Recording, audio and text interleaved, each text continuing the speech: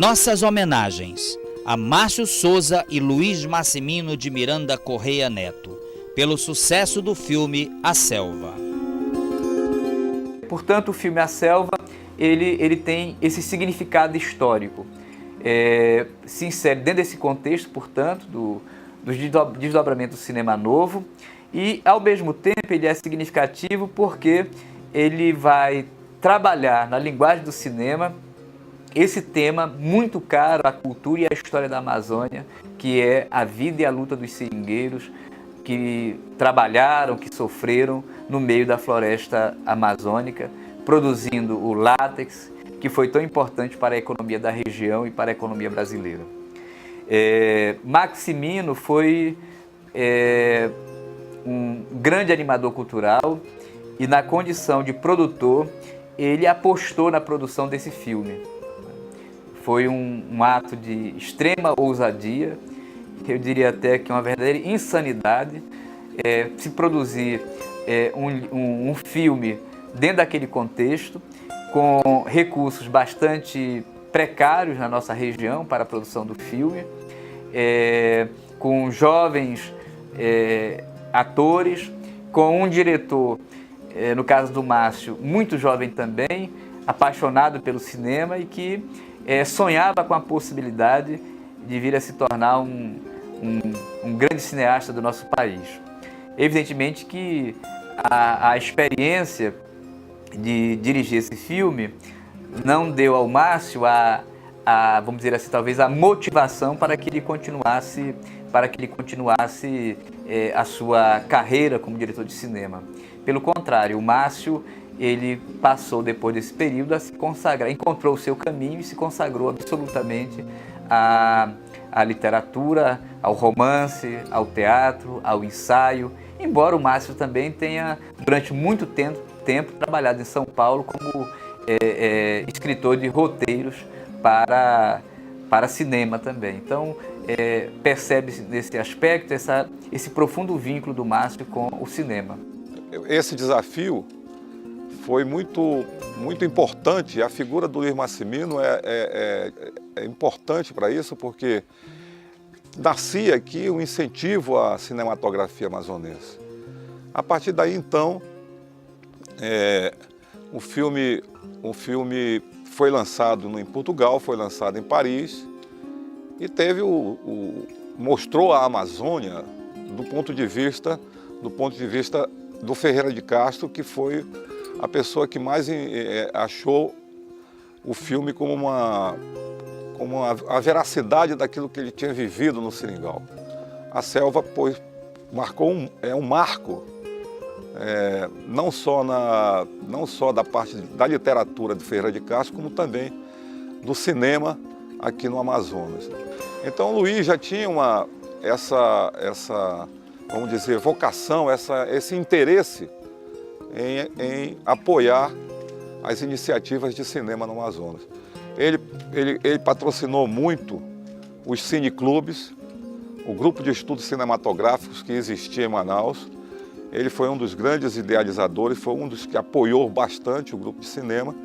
E não tinha como nós fugirmos desse desafio que foi feito por Luiz na época, em que ele dizia que estava para encerrar o contrato com o Ferreira de Castro e que ele tinha que colocar essa ideia que ele tinha para ser realizada. Então foi assim que nós conseguimos produzir de uma maneira fantástica o filme A Selva, do Ferreira de Castro. Aí por volta final dos anos 60, início dos anos 70, e A Selva é uma consequência dessa experiência, uma das consequências, Manaus recebe de volta um de seus filhos, o Cosme Alves Neto, filho do Dr. Cosme Ferreira Filho, e que vinha a Manaus supostamente para assumir os negócios da família, assumir a Companhia Industrial Amazonense, que era uma empresa holding que tinha vários interesses econômicos aqui na capital e no estado. Mas o Cosme era um louco apaixonado por cinema.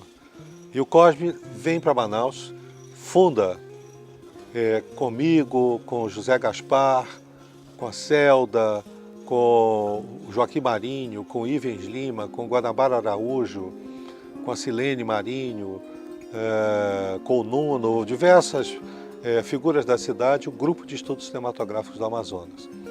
E utilizava, engraçado que ele utilizava os recursos da Companhia Industrial Amazonense para pagar os fretes dos filmes, porque naquela época não tinha vídeo, tinha que passar em 35mm ou 16, as latas pesavam, 10 latas eram longa-metragem, e o Cosme financiava tudo isso através da firma que ele dirigia, pagava a impressão dos programas, dos cartazes, bancava com todos os recursos, e nós tivemos um período muito rico de conhecimento da história do cinema. Você imagine um clássico, nós tínhamos assistido aqui em Manaus. O cinema mudo, o cinema soviético, o cinema de arte francês, o cinema clássico americano, o cinema neorrealismo italiano, enfim, do leste europeu, tudo nós assistimos no Grupo de Estudos Cinematográficos do Amazonas, no GEC, no auditório do antigo Palácio Rodoviário, onde tinha uma sala de projeção com 35 e 16, e hoje funciona a Faculdade de Medicina da Universidade Estadual do Amazonas. Ali era a Secretaria de Estrada de Rodagem do Amazonas, o departamento de Estrada de Rodagem, e tinha esse auditório onde o GEC funcionava toda semana, lotando aquele auditório de cerca de 300 lugares. O GEC viveu até 1966, agregando jovens que vieram depois, como o Felipe Lindoso, como o poeta Aldísio Filgueiras e como o escritor e professor Narciso Lobo. Aurélio Miquiles, todos esses gravitaram em torno do GEC e os diversos cineclubes que se criou aqui em Manaus. Sem essa vivência e sem esse conhecimento da linguagem cinematográfica, sem essa cultura cinematográfica, não teria existido esse esforço, esse movimento de se realizar cinema, não teria me empurrado para São Paulo, não me teria colocado para trabalhar numa produtora de cinema muito ativa na história do cinema brasileiro, e eu não teria convencido esses produtores a se associarem ao Luiz Massimino e a realizar esse filme aqui em Manaus. O filme teve vários sets, né? Uma no Teatro Amazonas, inclusive o Teatro Amazonas naquela época estava numa situação deplorável. Na verdade não é bem o teatro que aparece uma sala do teatro que seria o escritório das representações de borracha aqui, né? A outra cena também essa realmente foi uma cena muito bonita, que se passa na praça da polícia, ali, Adoro Balbi, né? Inclusive as senhoras passeando para lá e para cá. Como se fosse a cidade de 1910, 1912. Porque era uma época assim muito bonita, né? De muita paz, de muita tranquilidade. Era uma época que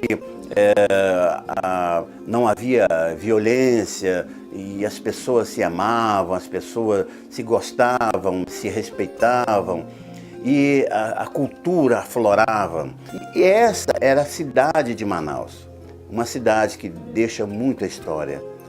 Eu sempre digo o seguinte: nós não escolhemos o lugar para nascer, mas nós podemos escolher o lugar para viver e morrer.